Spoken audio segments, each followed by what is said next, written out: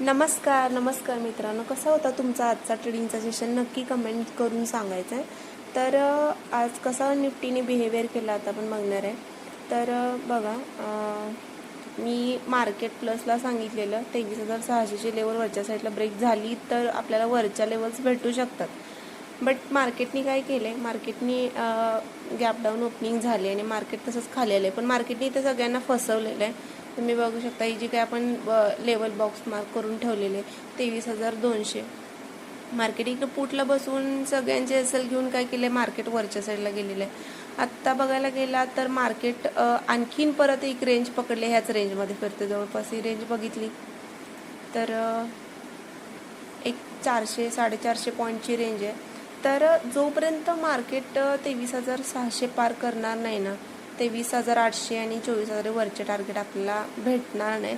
डाऊनला बघायला गेला तर 23,350 जर खालच्या साईडला ब्रेक झाला 23,350 किंवा 300, तर मग अगेन मग 23,200 आणि मग खाली बघायला गेला तर 23,000 हे दोन टार्गेट आपल्याला डाऊनला बघायला भेटू शकतात.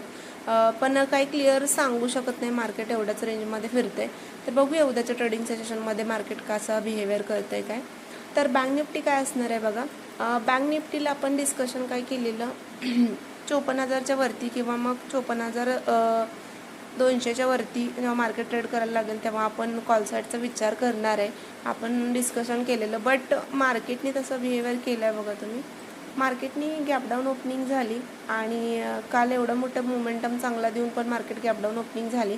53,200ला मार्केटने इथे सगळ्यांना ट्रॅप केलेलं आहे. तुम्ही बघू शकताय, खाली मार्केटने सगळ्यांना कुठलं बसवलं आहे आणि मार्केटने ते काय केलं, मार्केटने पूर्ण इथं सेलर लोकांना त्यांचे जे एसल आहेत ते हंट केलेले आहेत आणि ट्रॅप करून मार्केट काय केले, बाईंग साईडला चांगलीच मोमेंटम दिलेली आहे.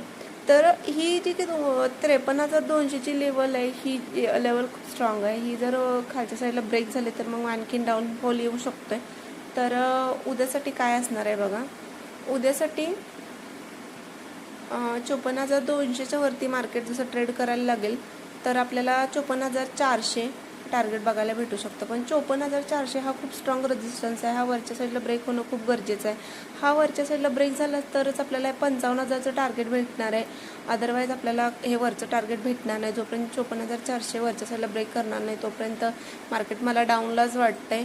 तर बघूया उद्याच्या ट्रेडिंगच्या सेशनमध्ये कसं काय होतंय. डाऊनला बघायला गेला तर डाऊनला जर बघायला गेला तर 54,000ची लेवल खालच्या साईडला ब्रेक झाली तर मग अगेन मग 53,600 आणि मग 53,200 दोन टार्गेट बघायला भेटू शकतात.